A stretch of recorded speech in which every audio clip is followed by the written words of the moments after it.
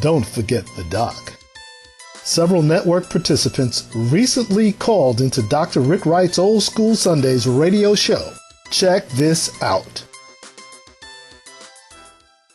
It is time to go to Boston, Massachusetts, the home of the Berklee School of Music, one of the finest schools of music in the entire United States of America, and find the assistant director, chairman, music department, one of our own, John Kellogg, graduate of Syracuse University, law degree from Case Western Reserve in Cleveland, Ohio, right, John? That's right, Doc, right? Cleveland State, man, hit a big 65-foot shot, man. I heard about that. They beat our alma mater. I hate it. Oh, man, in the Carrier Dome, man, from your other town called Cleveland. But Syracuse was victorious last night. Memphis, Tennessee, Memphis Tigers, man, and the Syracuse University Orange basketball team. Well, John, you told me to go see the movie, and I couldn't wait to go see it. Cadillac Records, man. Leonard Chess. What a movie. What a movie. What a movie. You know, I say every time the music gets played, somebody gets paid, and Leonard Chess was getting paid. The artists weren't getting paid, right? Oh, man. My main man, Muddy Waters, said, hey, man, where's my royalty check, man? Right. He said, I gave you a Cadillac, man. But that's another story, man. That little Walter was something else, wasn't he? Yeah, he really was, man. Great talent. Great talent, man. I'm telling you, he was out of control at times, though. And Etta James, man. Etta James. Beyonce did a real incredible job playing Etta James, man. She sure did. I thought all of the performers were great. Jeffrey Wright did a great job. And then Columbus Short, the guy that played Little Walter, he's a great young actor. I think he's going to do real great things in the future. Hey, what about Chuck Berry, man? Oh, yeah. I tell you that piece with Alan Freed, man, who told Leonard Chess and Chuck Berry, I'll play the record, but I must put my name on the record as one of the writers, and he didn't write nothing, man. The late Alan Freed. That's disc jockeys, man. A lot of guys didn't get paid out of that era. But, John, you have the words of wisdom for all the musicians in the year 2008, and we bring on 2009. What do you got for us this afternoon as we say Merry Christmas to the world of music, man? Well, Merry Christmas. Merry Christmas to you, Doc Wright. I mean, it's been a wonderful year. I appreciate you allowing me to come on every other Sunday to talk about the business of music. And this is the last Biz Report for 2008, a report on the business behind the music, because everybody knows somebody in the music business. Doc, you can tell it's Christmas season for a couple of reasons. First is the amount of Christmas music you hear on the radio. I know you guys at 106.9 are giving the traditional R&B Christmas favorites a lot of spins.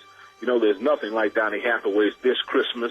Oh, yeah. And the OJ's, This Christmas, great. You know, they had a movie about that last year as well. Yes, Temptation, Silent Night. We'll be getting to all of it a little bit later this afternoon, too, here at Power 106.9 Radio. And in the background right now is Jeff Majors. Yeah. Instrumental. Little town of Bethlehem in the background right there, John. Beautiful. Give us your intellectual knowledge. Yeah, well, you know, I like the OJ's as well. The Christmas Just Ain't Christmas Without the One You Love. That was a great record, too. You know, and those are just two of the songs written and recorded in the 70s that I think our children's children will be humming long after we're gone. And it's an example of what I call powerful product, or music that stands the test of time. Well, just this year, a few artists have released powerful Christmas product. Aretha Franklin and Al Jarreau have each released their very first Christmas albums, and as you might expect, they both put their unique vocal spins on holiday tunes such as This Christmas and Winter Wonderland. You know, one of my favorite Christmas albums is still the OJ's Home for Christmas. Although it was recorded in the early 90s, it still keeps on sounding better as more time passes. And on a second note, every time I look at a television program, it seems I see a commercial about a perfume or cologne endorsed by a musical artist. You see that as well, Doc Wright? Oh, yes. That's right. If it's not Usher, it's P. Diddy. If it's not Mariah, it's Beyonce. Fragrances by musical artists are the latest thing. However, this really isn't new. I remember in 1990, Smokey Robinson, who's my wife's favorite singer, started selling his fragrance for women called Smoke. It was a really nice fragrance that lasted a couple of years, well before Smokey moved into selling his food line called Smokey Robinson's Bowl of Soul. Now, this trend of artists expanding their brands from music into other products is the reason most record labels are now signing artists to what are called 360 deals.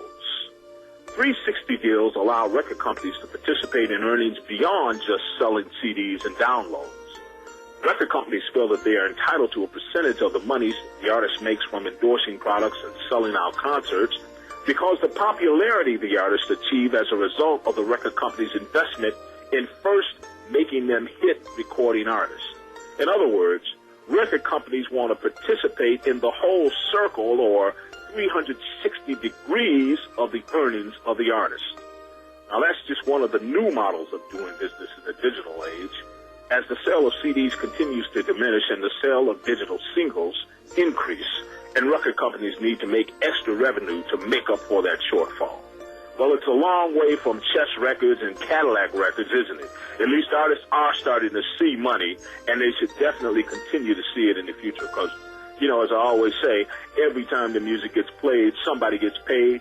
And if you're an artist, songwriter, or producer, you need to get paid and not played. And that's it for this week, and that's it for this year. Happy holidays, Merry Christmas, and Happy New Year to you, Doc Wright, and all of the 106.9 listeners and all of the staff and all of the jocks there at 106.9. John Kellogg, Esquire. One of our products from Syracuse, New York, New Decade, musical group of yesteryear, and John has gotten famous at the Berklee School of Music in Boston, Massachusetts. John, I love you so much, man. Go Orange, man. And you keep the music alive, and it's so nice having you as my in-resident musical expert. You're the real deal, and I love you so much, John. Merry Christmas to you, man. Same to you. Talk to you in 2009. Peace. John Kellogg, here at Power 106.9 Radio. To the Syracuse University Network. Oh, love you, baby. We're getting there.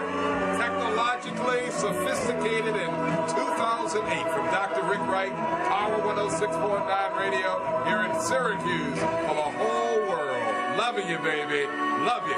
Yeah. Bye-bye.